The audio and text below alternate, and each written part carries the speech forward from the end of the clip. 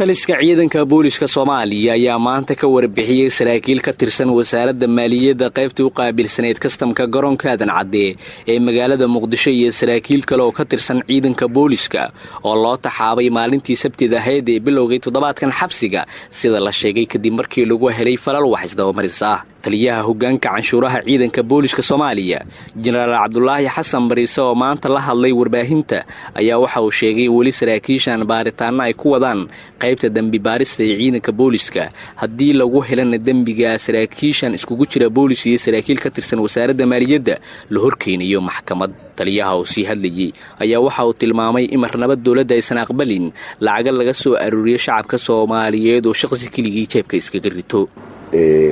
hoggaanka baarista dambiyada CID ayaa wuxuu helay xog ku saabsan in wax isdabamaris meeshaas ka jiro. waxaa la xiray marka saraakiil wasaaradda maaliyadda kastamka aeroportka joogtay iyo saraakiil ayaguna booliiska ahay oo ayaguna ku shaqo lahaa. kiiskaas baaristiisu waxay ka socotaa hoggaanka baarista dambiyada CID ayaa wada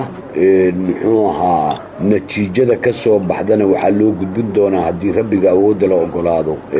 maxkamadda awoodda u leh qaadista kiiskaas. sidaa daraaddeed ayaan rabnay inaad sidaas idinla wadaagno. waxaan kaloon marka anigoo munaasabadan ka faa'iidaysanaya rabaa inaan dul maro dalka Soomaaliya muddo badan ayuu wuxuu ku jiray kala dambeyn la'aan oo soo maray. maalinba maalintii ka dambaysa ayuu soconaysay in Soomaaliya isku tashato dhaqaalaha ka soo baxa ganacsatadeeda iyo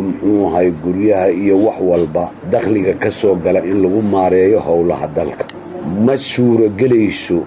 mana dhici karayso, mana laga aqbali karo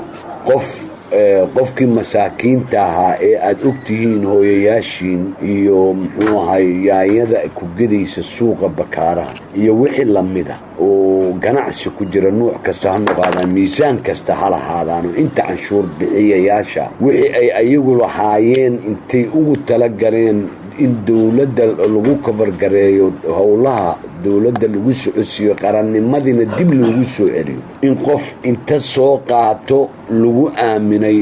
inuu jeebkiisa gashado oo asaga ku munaaficiyo hay haatay ka tahay. gelinkii dambe ee maalintii Sabtida ahayd ee aan soo dhaafnay ayaa waxaa soo baxayeen saraakiil ka tirsan kastamka canshuuraha garoonka Aadan Cadde xabsiga loo taxaabay kadib markii saraakiil ka tirsan dambi baarista ay jareen waaran lagu soo xiray xubnahan. lama oga sida rasmiga ah marka xubnahan la horkeeni doono maxkamadda iyo tirada guud ee yihiin, balse warar soo baxay ayaa sheegaya in xubnahan ay kamid yihiin kuwa ugu sareeya kastamka canshuuraha garoonka Aadan Cadde ee wasaaradda maaliyadda. sidoo kale waxaa xusid mudan in sidaan oo kale dhawaan xabsiga lagu taxaabay mas'uuliyiin ka tirsan wasaaradda maaliyadda qaybtooda dekedda Muqdisho inkastoo muddo ay xirnaayeen kadib xabsiga laga daayay.